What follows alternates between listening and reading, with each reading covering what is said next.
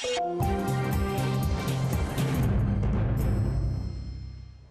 топ тема вечерва уште едно интервју.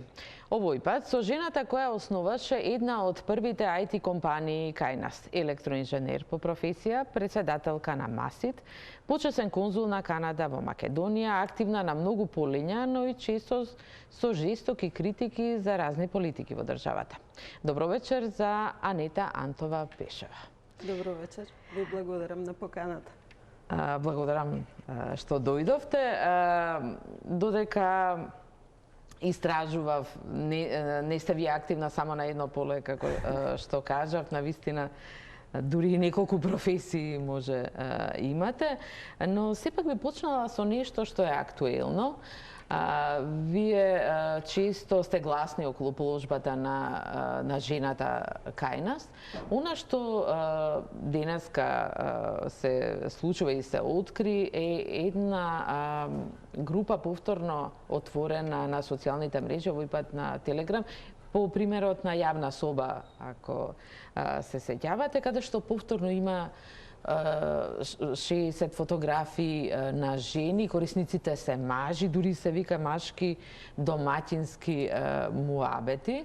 Значи, повторно еден скандал по оној со Јавна соба, во исто време кога Комисијата за борба против дискриминација откри дека во учебната трета година во средните училишта жените се представени, ќе цитирам, дека раѓаат, перат и шијат, а мажите кои помагаат дома се папучари и слабичи. И дека самохраните мајки се главно кориснички на социјална помош. Ова се наредив во едно да дадеме една страшна слика. Страшна е сликата, да ви кажам. Јас се извинувам, но тоа од учебникот го немам видено, иако не се сомневам дека тоа е така. И не можам да разберам зошто поминуваат тие учебници без некоја контрола на стручни лица. Тоа сепак се случува заради тоа што ние имаме ерозија на интелектуалниот капацитет во државата. И тоа е еден многу голем проблем. А ова што се случува со проблемот на тие социјални мрежи, ова не е веќе прв пат, нели? Ние веќе имавме таков случај кој што беше навистина голем скандал. Дури девојчињата и тајно ги фотографирале, ги пуштале. Сепак мислам дека тука веќе и на ниво на цел свет тоа е голем проблем. Знаете, се прават некои механизми кои што фактички можат тие работи да ги контролираат. Проблемот е тоа што тоа почнува некако наивно, ви сами го кажавте насловот машки, не знам, домакински муабети, а во суштина тоа потоа прераснува во нешто сосема друго. Ја мислам дека таа работа овдека барем во државата може многу лесно да се контролира, бидејќи ние не сме Америка, па сега да имаме 350 да се контролира. Ако тоа веќе треба да се направи, мислам дека и постои во полицијата еден сектор кој што тие работи ќе ги контролира. Значи, ако сте го виделе вие, ако сум го видела јас, тоа значи секогаш мора да имаат големо внимание да стават на таа работа и тоа да се санкционира. Кај нас поминуваат работите заради тоа што после некои такви грозни работи никој не одговара. И тоа е голем проблем. Значи, ние не чувме дури како заврши епилогот со тоа Јавна соба или како беше. Не видовме. Ке поминат секое, како да ви кажам, 3 дена ке зборуваме, емисии ке правиме, тоа ке се заврши после 3 месеци, не ни знаеме што се случило и никој за тоа не се интересира. Мора државата да си ги организира тие работи, а мислам дека тоа е комплицирана тема и на светско ниво. Али мислам дека државата како нас мала, дека тоа може да го контролира на крај краишта. Тоа е моето мислење и мислам дека тоа е страшно. Тоа што жената е ставена во една ситуација дека само треба да пере, да готви и да чисти, тоа е страшно. Значи, тоа е еден мачоизам кој што постои. Значи, ние не сме ни патриархат. Да сме патриархат, значи има такви држави, се знаат, тоа уредување се знае, познато е и тоа е така таму. Има правила на однесување. Овде нема правила на однесување. Тоа е големиот проблем. Што фактички се доведовме во една состојба која што е поназадна и од социјализмот. Значи во социјализмот жените беа скоро рамноправни, одеа на работа, мојата мајка одела на работа. Тоа било најнормална работа. Ако во нешто била предност нашата држава, добро порано Југославија, тоа било тоа што фактички жените воопшто не било чудно дека одат на работа и дека плата земаат. Значи тоа беше решено некако многу работи, право на абортус, кога да речеме во половина Европа. Да ви кажам, тоа било табу. Во капиталистичките земји они беа поназад од нас. Значи и во една Америка кога да кажеме ќе имате семејство и жената и да е образована, повеќето од нив остануваат дома да ги чуваат децата. Значи сакам да кажам дека ние сме биле понапред во таа работа. Само што овдека не се веќе работи за уредување. Ова не е патриархално општество, не. Ова е мачо општество. Тоа е проблемот. А тоа јас многу добро го разликувам. Како тогаш се одлучивте како жена да почнете приватен бизнис пред околу 30 на години? Тоа е вашата утре компанија. Е една од првите во 90-тите, прво во приватен бизнис, приватна компанија, а после во информатички технологии, каде што баш и немаше жени. Да ви кажам, немаше. Јас кога се запишував на на факултетот, на електротехничкиот факултет, знаете, тоа беа 3-4 девојки ние бевме. Тоа беше втора генерација, ми се чини, на информатичари. И во тоа време некако јас бев и во Корчаген, и математичка, бев паралелка. Така некако природно ми одеше, сега не би навлегувала околу таа работа. Јас повеќе сакав филозофија и глума, ама ете така патот ме доведе да завршам електротехнички факултет. И мислам сега не се каам од оваа перспектива воопшто. Воопшто сега во моментов ми се чини дека ниедна девојка нема проблем да оди на техничките факултети. Јас дури сум и ментор на држам и предавања и на ФЕИТ и на тие организации каде што да кажеме ги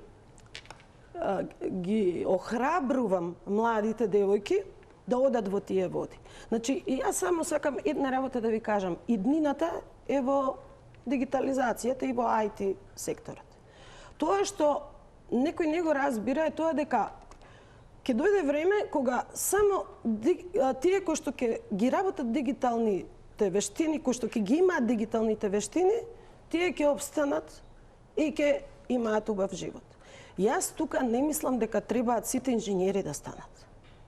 Него јас мислам дека и тие кои што се од другите професии, од право, од економија, од медицина, мора да имаат некакво, како да кажам, предзнаење за да бидат во водите на дигитализацијата. Бидејќи светот оди натаму. Ако сакате да се надоврзам на претходно прашање што ви беше, што зборувавме за рамноправноста на жените, јас повеќе пати сум го кажала ова, да знаете, не постои рамноправност ако немате финансиска независност. Значи, тука е клучот на тоа што треба жените да го направат. Јас како председател на МАСИТ правевме неколку проекти со британската амбасада и со швајцарската амбасада на преквалификација и доквалификација на кадри кои што не се од IT секторот. Со неформално образование имаме ние многу добри компании кои што го работат тоа и ни се членки. Така да мислам дека после тоа 80% од луѓето што го посетуваат тие курсеви добија работа. Ако жената не е финансиски независна, не може ако да зависи од мажот или од ние можеме да одиме да правиме NGO, да штрајкуваме, не знам, што сакате можеме, ама тоа рамноправноста нема да ни ја донесе. Рамноправноста ќе ја донесе само ако од почеток бидете храбар. Јас бев храбра во тоа време заради тоа што тоа беше, што да ви кажам, чудо невидено. Во сред социјализам приватно беа, знаете како, шивачки, автомеханичари, значи немаше да завршиш факултет било кој и да одиш во приватен бизнис. Али ете, мислам дека тоа се покажа, бидејќи мислам дека кај жените има една интуиција. Јас и сопругот мој со мене, мислам, имав и два партнери, ама сепак некако јас ја направив иницијативата. Мислам во тоа Од вас потекна, да, од мене во тоа потекна, време. да. Мислам дека тоа ќе го потврдат сите. А како успеавте да ве послушаат тебе? Обично вели ме обратно. Па не знам како беше тоа, да кажеме. Успеавте да ги убедите? Успеав. Дека Прво јас сама почнав скоро да работам. Значи, они беа нешто на факултет, па асистенти, па и имаше еден-два проекти и јас, да кажеме, почнав сама да го правам тоа. Значи, направивме дигитална каса и јас седнав со касиерката во Стоковна куќа мост, имаше една бомбонjera со нашата дигитална каса и јас седев за да покажам на тогашниот тој Стокопромет, голем директор беше, дека нашава каса ќе направи поголем промет за исто време. И така сега тоа се многу долги приказни. Да. Споменавте дигитализација. Значи збор што го слушаме цело време, а јас не сум сигурна па дека и сите го разбираме. Кога зборуваме дигитализација мислиме на администрација, на тој дел и дигитализација често спомнуваме во образованието. Значи имаме две различни сфери. Кај дигитализација на администрацијата, на јавните служби, слушаме дека можеби сме последни во регионот. За оваа тема па има многу да кажувам, пошто навистина еве јас како председател на масите овие 2 години некако цело време зборував на едно малку пониско ниво на сите структури во државата, особено на министрите и на премиерите, на председател, дека дигитализацијата беше лошо представена. Сега сите некако се фатиле за таа дигитализација и сите нешто зборуваат. Да, ама јас не сум сигурна дека разбираат. А јас ви кажувам да од дигитализација нема. Значи, кој што прави само некои стратегии. Една стратегија, едни, друга стратегија, други, трета стратегија. Саде седиме нешто со станоци, тоа некои комисии, нешто без везе. А у суштина, значи, вас ве покануваат на сите тие средби, со останати стратегии. Мислам и вршиме големо влијание, затоа и сега ако гледате дека... Но резултати нема. Резултати нема. Јас не би сакала да ја ставам целата, како да кажам, дигитализација. Ја би одвоила два сегменти тука. Ние, како држава и како кадар инженерски, мислам дека сме понапред и од регионот. Тоа значи, дигитализацијата и во приватниот сектор, во банките, во осигурителните куќи е на многу едно високо ниво. Ние имаме проблем, значи, нашиот проблем се вика дигитализација на администрација. Сега, за да објаснам што значи дигитализација во држава, знаете што е тоа? Кога ќе одите да си го или да го нарачате изводот на имејл и кога ќе ви стигне изводот, да не ве крстат, например, Малина наместо Марина. Значи, тука е проблемот. Дигитализацијата треба да ја почувствуваат граѓаните и да им биде олеснет животот. Не со сати да чекаат по шалтерите. Тоа значи сите овие документи практично се би било во дигитална форма. Нема да има хартија, нема да има... Има еден поголем проблем тука. А тоа е? Харти, тоа со тони се трошат. Значи тоа нема врска во државната администрација. Ја нема дигитализацијата заради тоа што секое министерство си е држава за себе. Не се поврзани меѓу себе. Нешто не се поврзани. Тие фактички и не даваат податоци на друг. И тоа е многу интересен момент. Значи, вие сега, ако имате, не знам, матични книги, а тамо сте се родиле ја пред 50 години, како може да ми го сгрешат името во изводот? А вадам пасош, вадам лична карта. Значи, ние немаме основна... Тоа министерот Манчевски дури го увиде проблемот и дури закон во собранието донесе дека институциите мораат меѓусебно да си ги разменуваат податоците. И сега затоа вас ви се случува дека за еден обичен документ и во тешки ситуации кога сте некој ви починал дома, вие треба на 100 шалтери да одите за да се разберете. Значи, најголемиот проблем и јас мислам решавањето на овој проблем може да биде само ако се направи едно мапирање на дигитализацијата во администрацијата. Бидејќи досега, знаете, многу пари се потрошени, ама секој кој како дошол министер или не е битно таму помошник си купувал по своја опрема. Значи, треба да се види дали системите се компатибилни, како да се стават во еден систем, па не сме ние кој знае колкава држава, мислам, навистина, тоа е проста работа за инженерите. И јас сакам да ви кажам, Масит има, во Македонија има околу 2000 IT компании. Знаете дека 89% се правевме едно истражување со швајцарска амбасада, 89% работат само за странство. Десетина компании се тие што работат за македонскиот пазар, особено па за дигитализација на администрација, мислам, тоа е тука очигледно ретко кој работи, бидејќи такво нешто нема. Сакам да ви кажам дека не може да ние како држава да не можеме да ги искористиме овој капацитет на деца, млади, не ја. Јас повеќе зборувам и сега ми е лесно да зборувам од оваа перспектива, заради тоа што знам што треба да кажам после тие 33 години искуство моја. Јас сакам тие закони да се променат и да се земе во обзир овој капацитет на IT луѓето кои што ние го имаме во државата, а е неискористен максимално.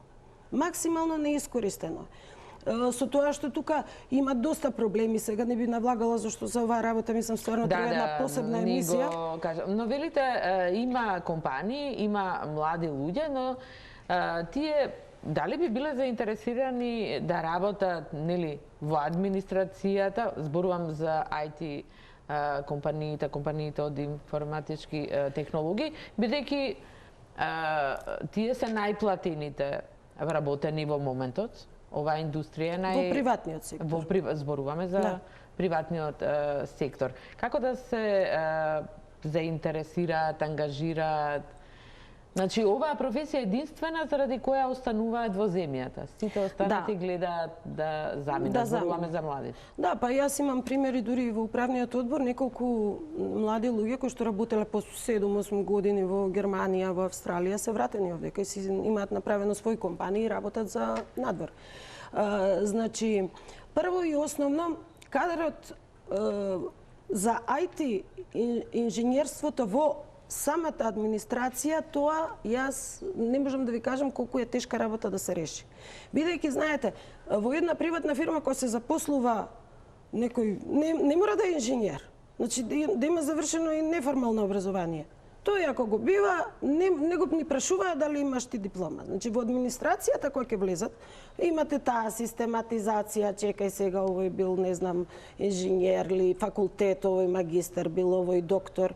И повторно на крај им се сведува платата на 400 евра. Па тоа е невозможно вие да задржите кадар. Има решение. Треба да се направи со компании, значи безбедносно сертифицирани.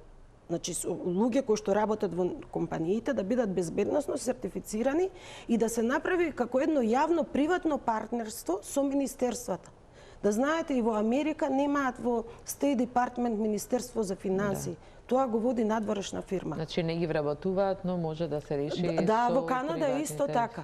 Значи секогаш кога се работи, дали тоа било САП, дали големи системи, секогаш, значи они ангажираат сигурни луѓе. Значи, и дигитализацијата треба да се земе многу сериозно, дека тој што влегува во некоја институција, да кажем од странска држава, дека тоа утре може тоа да го искористи. Да, има безбедносни ризици, но и тоа се огромни ризици. Затоа треба домашни луѓе. Тука ќе направиме куса пауза за реклами, се враќаме на разговорот.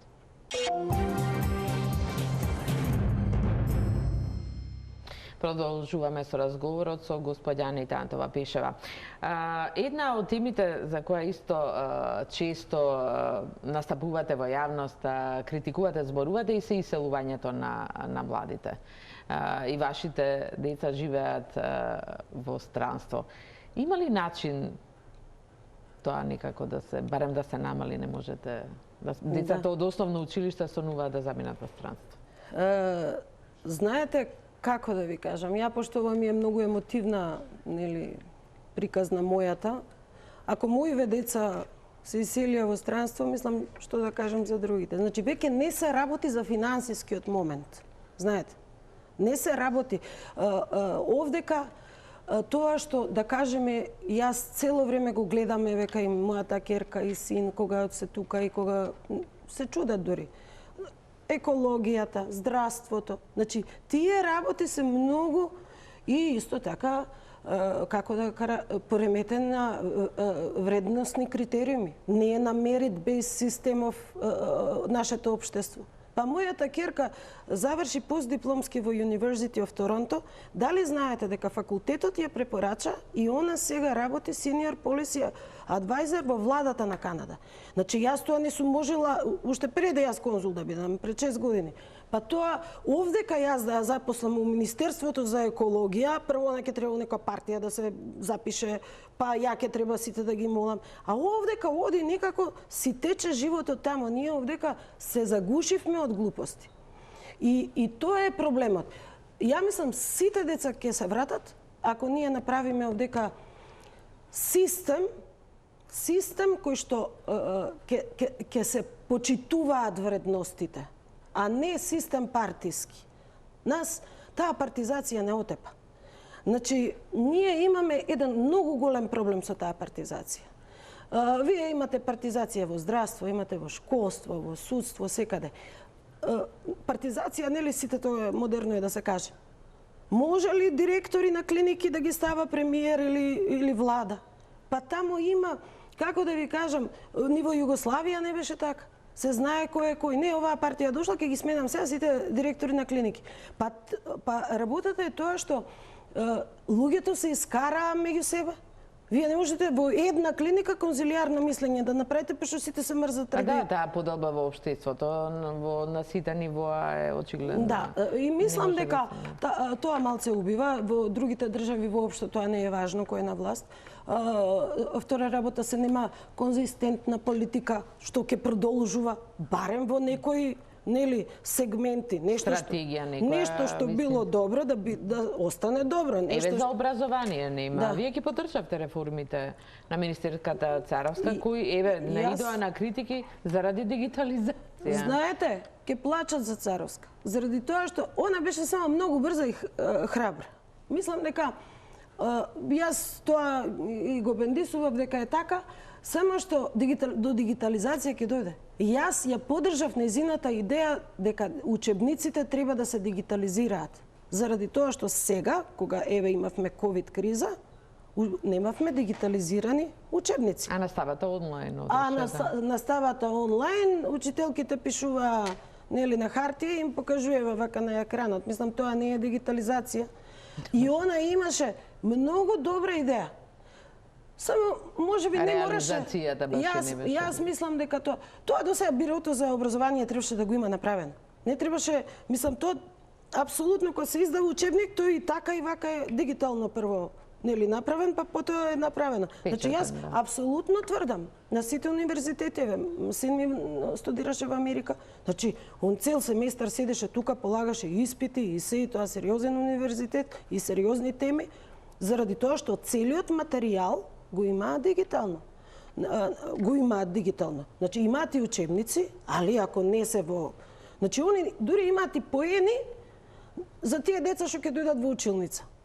Ако сака тој од дома да си седи, нема да има еден плюс повеќе од тој што сака онлайн да оди. Дури до таму и кога нема ковид. Значи не зборуваме. Затоа дигитализацијата на сите материјали во државата, како сега што се фалат архивот, тоа е неминовен процес. Значи мора тоа да се направи.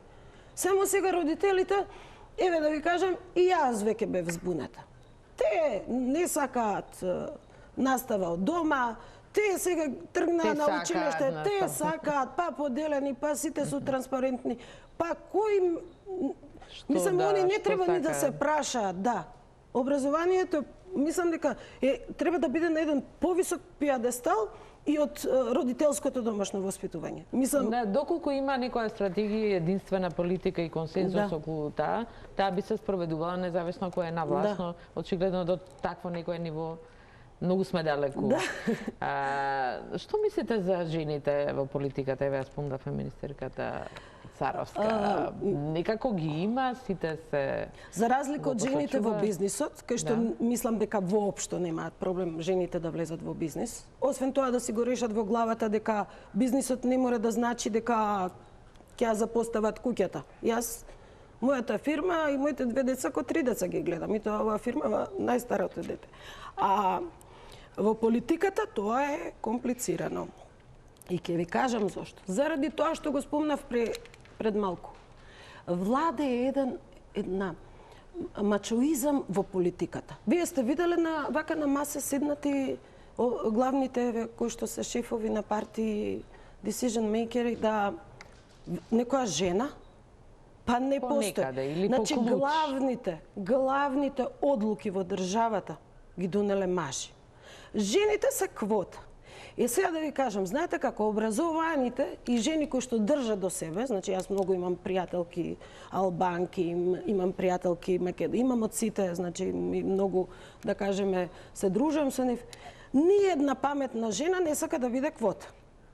Значи, кога ќе кажете квота, за мене квота не треба да постои. Ни да ако си жена, ни ако си различна сексуална определба, тоа се назадни работи, тоа се глупости. Арно, ама не знам како дојде до ова. Порано имаше повеќе. И ако гледате и не функционира, они квота ќе направат најдоле на списокот ќе ги турат жените, која пола имаме, па не влегле жените. А втора работа, значи и тоа е еден систем на страф од жените, јас мислам. Ја мислам дека тоа страф од жените. Мажите се плашат од жените, знаете како. Јас тоа го гледам и во бизнисот секогаш ме прашуваат дали сега имаш проблем. Немам проблем. Јас кога ќе влезам аргументирано, ако ја знам темата, ако зборувам, мажите се повлекуваат. Мислам, јас барем тоа искуство го имам, колку години работам во бизнисот. Али во политиката е проблематично и сега, мислам, ќе се стави, не знам што ќе направи новиот премиер, секоја чест ќе видиме. Вие би влегле во политика, дали сте размислувале за тоа или еве што би направиле, со што прво би се зафатиле ако утре станете премиер? Прво, јас не мислам утре да станам премиер. Не, хипотетички, али сакам да ви кажам, мислам дека прво, јас можам да кажам грешката која што се прави. И еве, мислам нов имаме сега, ќе имаме премиер. Дај Боже да тргне работева. Знаете, сите досегашни премиери, знаете каде е најголемата грешка? Што не работат тимски. Значи, првите 2 години се влага со ентузијазам, сите ги поддржуваме, очекуваме нешто дека ќе се случи. После втората година тимот се растура. Сами они го растураат. Некако се чувствуваат дека стануваат цареви. И сака да се окружат со луѓе само што им вика царе, супер ти се лиштата. Значи, јас мислам дека тука е големиот проблем. Ниеден човек не е способен да на сите теми знае да одлучи и да каже. Значи, тимот е тој што ја прави владата, а не еден човек. Еден човек само треба да ги консолидира сите идеи. А зошто им се случува тоа? Што мислите? Не знам да ви кажам. Еве, јас многу анализирам. Прво и основно, во секоја промена на власта, тоа ние бизнисот највеќе го чувствуваме, пошто ностоп избори, вакви, такви, нема тендери, нема ништо, се застанува во државата. Мислам дека они некако немаат континуитет на владење на држава. Знаете што е? Да си признае тој што ќе дојде сега, еве нов премиер, и да си признае. Знаеш, ова што го направи, ако е СДС, ВМРО во тоа време треба да има континуитет. Ова што го направи премиерот Заев е добро, имаме континуитет. Значи континуитет на политики. Континуитет на политики. Не можеме ние да почнува од секој премиер да почнува светот овдека. А ние сме толку мали, толку сме, значи 1,5 милион не сме, јас ако кажува тие бројки. Не сме, децава се отидени. Јас мислам дека во држава една, ако има континуитет на работите во подолг период од 20 години и ако има стручен тим Значи, стручен тим е многу битен, а не политички определен тим. И трета работа, што премиерот мора да си ја, како да кажам, да ја фати работата во раце, во смисла на тоа не секоја партија да си ја башка влада у владата. Ние имаме се у влада владиче, у влада владиче. Да, сите се коалициони и видовме како излегуваат тие партиски пазарања. Да, и тоа не е како на колку ниско политичко ниво тоа. Да, страшно е тоа сега и сите разговарат. Им ја дадоа, им го дадоа тоа министерство на ова. Ма нема тука една влада. Кој кому му дава, кому му зима, мислам на крај ние граѓаните треба да се фактички сме. Веќе сме на крај, дали на економски план не престои еден тежок период и од што стравувате вака на економски план? Да ви кажам, не знам, ние во IT индустријата не стравуваме ништо. Ние имаме раст минатата година за 20%. 1 милиарда овие млади луѓе извезуваат. 1 милиарда евра. Знаете дека се качија платите за 20%. И минатата година се запосле 1600 нови луѓе во 2000 компании се сенасе во нашата држава. И сакам да кажам дека економски во нашиот сектор не се чувствува. За жал, ковидот доведе до тоа да ние некаков раст постигнеме и да нели сите фокусот им стане на дигитализација. Добро е да се слушне дека некој чека и повторно да има добра година и малку оптимизам. Ви благодарам, господа Пешева, на разговорот. И тука е крајот на последното издание на Топ тема за оваа година. Се гледаме следната година. Имајте убави новогодишни и божидни празници.